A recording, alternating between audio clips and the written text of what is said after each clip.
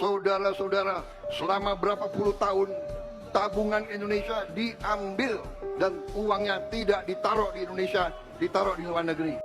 Indonesia baru saja mengambil langkah yang berpotensi mengubah peta perdagangan Asia Tenggara melalui kebijakan ekspor satu pintu. Melalui PT dan Antara Sumber Daya Indonesia atau DSI, pemerintah berupaya mengambil kendali atas ekspor komoditas strategis nasional. Kebijakan ini mencakup komoditas utama mulai dari batu bara, minyak sawit, hingga berbagai jenis mineral strategis lainnya. Tujuannya sederhana, membuat perdagangan sumber daya alam Indonesia lebih transparan, terkontrol, dan menghasilkan manfaat ekonomi lebih besar bagi negara.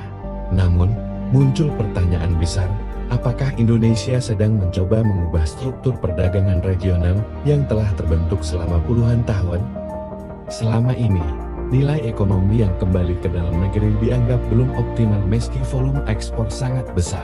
Pemerintah menilai terdapat celah dalam rantai perdagangan global, di mana keuntungan berpindah ke luar negeri melalui perantara. Dengan memusatkan jalur ekspor, negara berupaya meminimalkan manipulasi dan memastikan transparansi dalam setiap transaksi internasional. Lalu, mengapa Singapura selalu masuk dalam pembahasan ini? Jawabannya terletak pada posisinya sebagai pusat logistik dan keuangan global.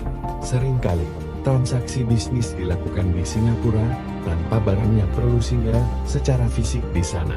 Kebijakan ini dilihat sebagai upaya menarik kembali sebagian aktivitas ekonomi tersebut agar tercatat di dalam negeri Indonesia. Namun, dampaknya mungkin tidak langsung mengguncang fondasi ekonomi Singapura karena ekosistem bisnis mereka yang sangat kompleks. Tantangan terbesar justru ada di dalam negeri, membangun sistem birokrasi yang transparan, cepat, dan efisien.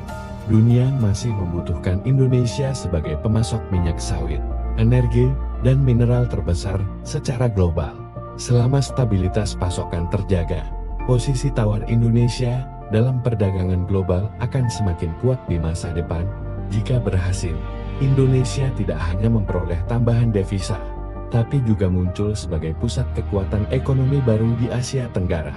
Waktu yang akan menjawab, apakah kebijakan ini menjadi titik balik kebangkitan ekonomi atau sekadar eksperimen administratif besar. Jadi Pak Presiden pikir sebaiknya ya udah kita beresin aja sekalian, kita buat satu lembaga atau badan pengekspor namanya DSI kalau Dana Antara Sumber Daya Indonesia, di mana semua pengekspor nanti hanya bisa lewat situ. Jadi yang jual hanya DSI itu ke pasar dunia. Dengan approach seperti itu, yang tadi under invoicing segala macam sudah hilang.